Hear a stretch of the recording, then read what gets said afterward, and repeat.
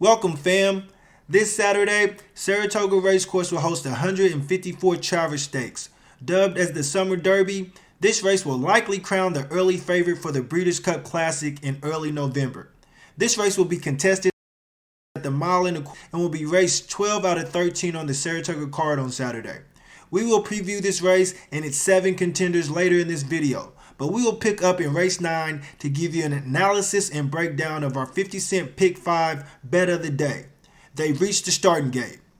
Race 9 is the $500,000 Grade 1 Allen Jerkins Memorial Stakes.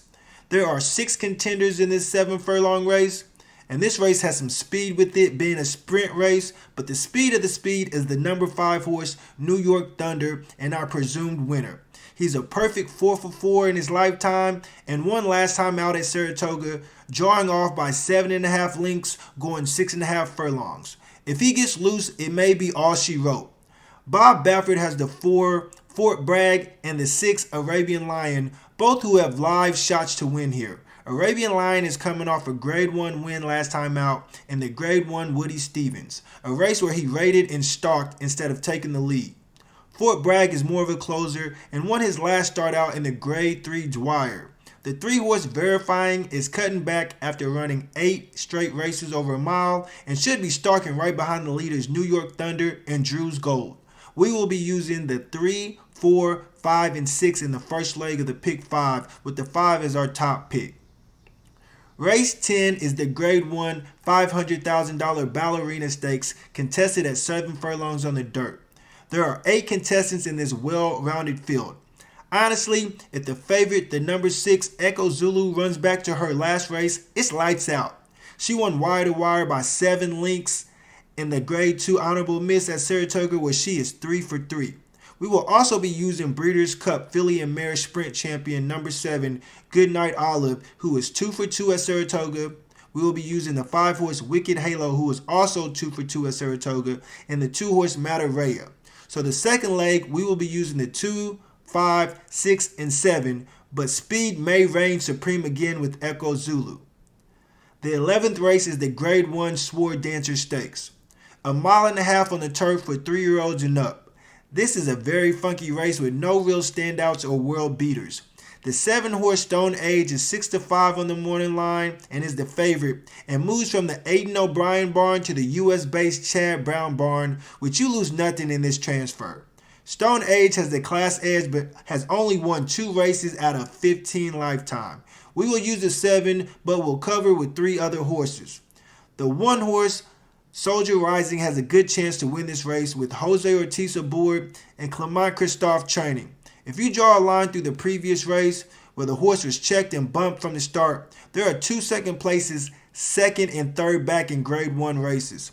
I think Jose needs to keep the horse a little closer to the lead to catch them all at the finish.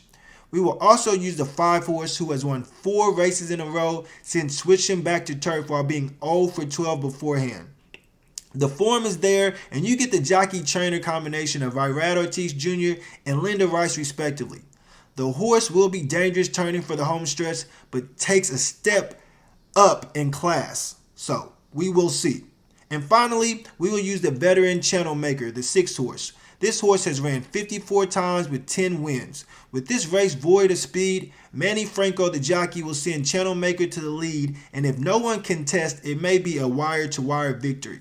So for the 3rd leg, we will be using the 1, the 5, the 6, and the 7.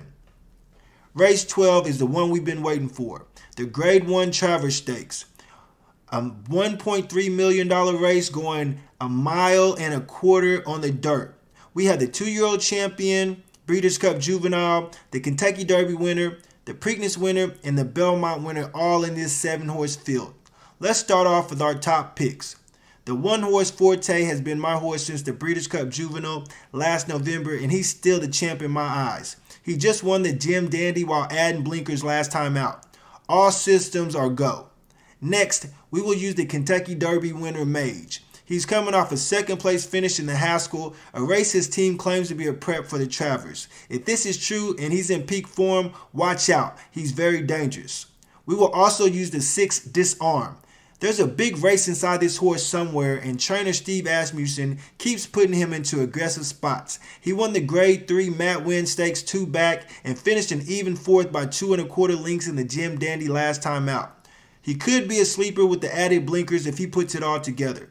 And finally, we will use the newcomer, the 7-horse Scotland. He has the most upside, being lightly raced in his 3 out of 4 in his career. He may take them gate to wire if he gets loose early, and he already has a wire-to-wire win on the track. This race, however, will be a huge class test for him. We will not be using Belmont winner Arcangelo off the 11-week layoff. He will have to prove to me again he's the best out of this crop. We will also not use the 3 Tappet Trice, who has a ton of talent but has not put it all together yet. Trainer Todd Pletcher will add blinkers to him for one last chance at glory, or it may be for desperation. If he beats me, he beats me. And we will not use the front-running 5-horse, National Treasure, who will not have blinkers, may not get the lead from Scotland, and doesn't have the stamina to make the distance against these caliber of horses. So we will be using the 1, 4, 6, and 7. That's Forte, Mage, Disarm, and Scotland. Race 13, the final leg of this pick 5. We made it to the 5th and final leg of the pick 5, and we are going to do the unthinkable. Yes, we are going to single. We are going to single one horse here, and this single is the favorite. Another unthinkable. But hear me out. Hopefully, we beat a favorite or 2 in the first 4 legs, so this favorite will be an easy breather to get us home. It's an entry, the 1 and the 1A, so you get 2 for 1. The horses, Right to Win, now there's a message in the horse's name, and Growth Capital are deservedly the 7-5 morning line favorites. Both trained by top turf trainer Chad Brown, and you get top jockey Irad Ortiz and a top jockey who is really good on the turf and Flavian Pratt. Growth Capital has 4 seconds and 5 starts and has been favored in all 5 races. This streak should end Saturday. Right to Win has 2/3 and 3 starts. So here's the recap. Race 9, 3, 4, 5, and 6. Race 10, 2, 5, 6, and 7. Race 11, 1, 5, 6, and 7. Race 12, 1, 4, 6, and 7. And race 13, the 1 horse. This 50-cent pick 5 will cost you $128. If you decide to play, good luck. Drop us a comment, subscribe, and hit that like button. We look forward to seeing you next video, and we look forward to seeing you cash in those tickets.